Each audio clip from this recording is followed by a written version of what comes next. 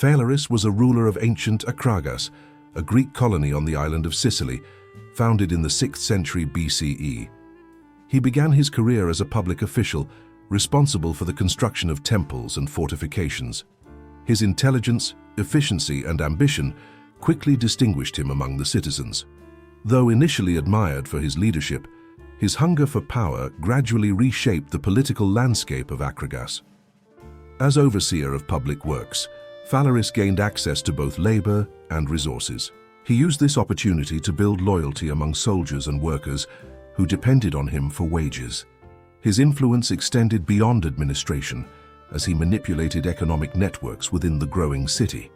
Acragas was developing into one of Sicily's wealthiest settlements due to its fertile lands and thriving trade, giving Phalaris an ideal foundation for consolidating power. His rule began under the guise of service to the people, but his ambitions reached far beyond civic duty. Using his position, Phalaris slowly replaced loyal officials with men devoted only to him. Through persuasion and calculated generosity, he built an inner circle willing to carry out his orders without question. Political opponents were quietly removed or exiled, ensuring that no rival voices challenged his authority. As time passed, Acragas transformed into a fortress city under his command. The population initially welcomed his reforms. He strengthened defenses, organized a disciplined militia, and expanded agricultural production. These measures brought prosperity and security, earning him temporary approval from the citizens. His leadership appeared strong, rational, and organized, traits that would later mask his ruthless ambition. Phalaris sought absolute control, not shared governance. Once he had secured enough loyalty within the army, he used force to seize full authority. Historical accounts suggest that he declared himself tyrant after a period of political instability, using fear of invasion and disorder as justification. His coup was swift, and opposition was crushed with precision. Acragas entered a new era, one defined by order and submission. Under his rule, the city's economy flourished. Agriculture thrived under organized management, and trade routes extended across the Mediterranean. Acragas became one of the most powerful city-states in Sicily, attracting merchants, artisans, and philosophers. Temples were erected, streets were paved, and granaries overflowed. Yet beneath this prosperity, a growing sense of oppression began to take root among the citizens. Phalaris ruled through surveillance and intimidation. Informants were stationed across the city, reporting any sign of dissent. Laws were harshly enforced, and punishments were designed to instill fear. His administrative efficiency was undeniable, but his governance relied heavily on cruelty. Public order came at the cost of personal freedom. The people of Acragas lived in silent obedience, aware that any expression of opposition could bring severe consequences. The tyrant's obsession with control extended to every corner of public life. He supervised trade regulations, religious practices, and even private conduct. His decrees were absolute and his word was law. The once democratic traditions of the colony were erased, replaced by a system in which loyalty to the ruler was the only virtue. Justice became synonymous with the will of Phalaris. Despite his brutality, Phalaris cultivated an image of divine favor. He sponsored religious festivals and constructed magnificent temples dedicated to the gods, presenting himself as their chosen representative on earth. Priests and oracles were compelled to praise his name, ensuring that divine authority reinforced his rule. The merging of religion and tyranny created an illusion of legitimacy that sustained his power for years. Foreign relations were also marked by strategic manipulation. Phalaris maintained alliances with neighboring cities when beneficial, but he was quick to turn against them if power or resources could be gained. His army, strengthened by the wealth of Acragas, became one of the most formidable forces in the region. Through military campaigns, he extended his influence and secured tribute from weaker states. His ambition had no limits. He sought to transform Acragas from a prosperous colony into the dominant power of Sicily. Trade in grain, olive oil, and ceramics expanded under his direction, making the city an essential hub for maritime commerce. He understood that economic strength was the foundation of political supremacy, and he guarded it carefully. Yet as wealth accumulated, so did resentment. The citizens who once praised him now whispered in secret about his oppressive methods. The nobility resented his confiscation of estates, and commoners feared his spies. His court became a place of suspicion, where flattery was essential for survival. Even his closest advisors were never certain of their safety, as accusations of treason could emerge without warning. Historical traditions describe Phalaris as both intelligent and cruel. His intellect made him a formidable ruler, but his cruelty made him hated. He believed that fear maintained order more effectively than affection. In his view, mercy was weakness, and punishment was stability. This philosophy shaped his administration, and later inspired the methods of torture for which he became infamous. The infrastructure of Acragas continued to expand under his direction. Massive walls encircled the city, new aqueducts supplied water, and temples rose on the Acropolis. Phalaris took pride in these achievements, considering them proof of his greatness. To foreign visitors, Acragas appeared as a shining example of progress. To its inhabitants, it was a golden cage guarded by soldiers and silence. Phalaris's rule reflected the contradictions of ancient tyranny: prosperity built upon oppression, order maintained through fear, and beauty erected beside cruelty. His success in governance could not be separated from the violence that sustained it. While other rulers sought respect, he sought control. His reign became a warning about the corrupting nature of unchecked power. Inscriptions and later writings portray him as a man of cunning intelligence and ruthless efficiency. His ability to maintain authority for years, despite internal discontent, speaks to his political skill. However, his growing paranoia and reliance on terror foreshadowed the instability that would eventually threaten his rule. By the end of the first decade of his reign, Phalaris had transformed Acragas into one of the most advanced and feared cities in Sicily. Trade prospered, temples gleamed, and laws were obeyed without question. Yet beneath the prosperity, an undercurrent of fear persisted.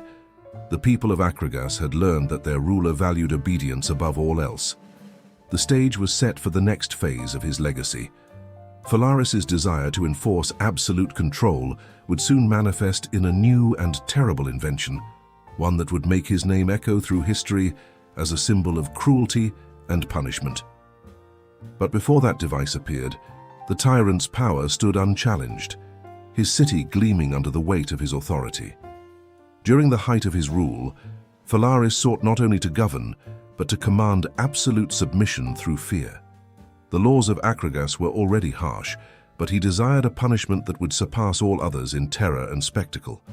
His belief was simple: fear was the strongest guarantee of loyalty. To maintain power, the ruler must remind his subjects of the cost of disobedience. It was during this period that an Athenian craftsman named Phalaris arrived in Acragas. Skilled in metalwork and known for his precision, Phalaris presented himself before Phalaris with an idea that promised both artistry and authority. He proposed to create a new instrument of execution, one that would serve as both a warning and a masterpiece of craftsmanship. His design would become one of history's most infamous devices, the bronze bull. The concept was as innovative as it was horrifying. Phalaris explained that the bull would be constructed entirely of bronze, large enough to contain a human being inside. Beneath it, a fire would be kindled, heating the metal until it glowed. The victim placed within would be roasted alive, their screams transformed into the bellowing of an enraged bull through an intricate system of tubes and pipes built into the head. Phalaris was intrigued. The proposal appealed to his vanity and his philosophy of rule. The bull symbolized strength and domination, qualities he valued deeply. It also represented a merging of art and authority, a device that demonstrated both the skill of Acragas and the power of its ruler. He approved the project and commissioned Phalaris to begin work immediately. The construction of the bronze bull took place in secrecy within the royal foundry. Artisans under Phalaris's supervision worked day and night to perfect its design. The bronze was polished to a mirror finish, and the internal chamber was engineered to fit the human body precisely. The pipes in the nostrils and mouth were tested to ensure that air and sound would travel in such a way that the cries of the victim emerged as deep, resonant bellows. When the bull was completed, it stood as both a monument and a warning. Its surface gleamed in the Sicilian sun, its form majestic and intimidating. Phalaris admired it not merely as a tool of punishment, but as a symbol of his dominion. In his view, it represented the triumph of order over rebellion and the submission of the individual to the will of the state. Accounts of the first demonstration vary, but ancient sources suggest that Phalaris himself was the first to enter the device. Confident in his invention, he invited Phalaris to test the acoustics by placing him inside temporarily. Once the craftsman was sealed within, the tyrant ordered a fire to be lit beneath. The heat rose quickly, and the screams that followed transformed into the chilling sound of the bull's bellow. Phalaris, satisfied with the invention's effect, ordered the fire extinguished before Phalaris could die, only to have him executed later for his arrogance. With the success of the demonstration, the bronze bull became the centerpiece of Phalaris's method of justice. Those accused of treason, conspiracy, or defiance were sentenced to perish within it. The executions were conducted publicly to reinforce authority. Citizens gathered in the square to witness the punishment, a grim reminder of the ruler's power. The gleaming bronze creature stood as a permanent fixture of terror, its presence alone discouraging dissent. The process of execution was precise and deliberate. The condemned were stripped and forced into the narrow chamber through a small opening. Once the door was shut and sealed, soldiers ignited the firewood beneath. The bronze gradually absorbed the heat, turning red-hot. Within minutes, the air inside became unbreathable. The victims' cries, distorted by the device's design, echoed through the plaza as the bull seemed to come alive, bellowing with the voice of human agony. Phalaris observed these executions with a detached curiosity. He regarded them as demonstrations of order, not cruelty. To him, the bronze bull was a political instrument that ensured stability. Its horror discouraged rebellion more effectively than armies or laws. The psychological impact of such punishment extended beyond the condemned, reaching every citizen who witnessed or heard of it. Over time, the bull became synonymous with Phalaris's rule. Its image appeared on reliefs and coins, signifying not only his authority, but also his divine strength. The tyrant encouraged its association with the symbol of Zeus, the bull god, implying that divine wrath sanctioned his justice. Religion once again served to reinforce political control, blending fear with reverence. Foreign envoys visiting Acragas were shown the device as a demonstration of the city's discipline and the ruler's supremacy. Some viewed it with horror, others recognized its effectiveness as a deterrent. The fame of the bronze bull spread beyond Sicily, and Phalaris's name became linked to a new level of state cruelty. Ancient writers later used him as the archetype of tyranny, a ruler who valued obedience above mercy. The presence of the bull altered the moral atmosphere of Acragas. Citizens internalized fear as part of daily life. Public executions created a culture of silence, where even minor acts of defiance were avoided. Families taught their children obedience as a survival instinct. The state's stability rested on a foundation of terror so deeply ingrained that resistance seemed impossible. Despite its brutality, the system appeared effective. Crime rates dropped, conspiracies ceased, and the city's productivity increased.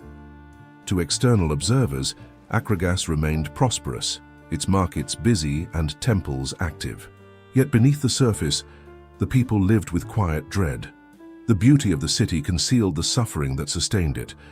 The bronze bull, polished and gleaming, stood as both a symbol of civilization and a monument to cruelty.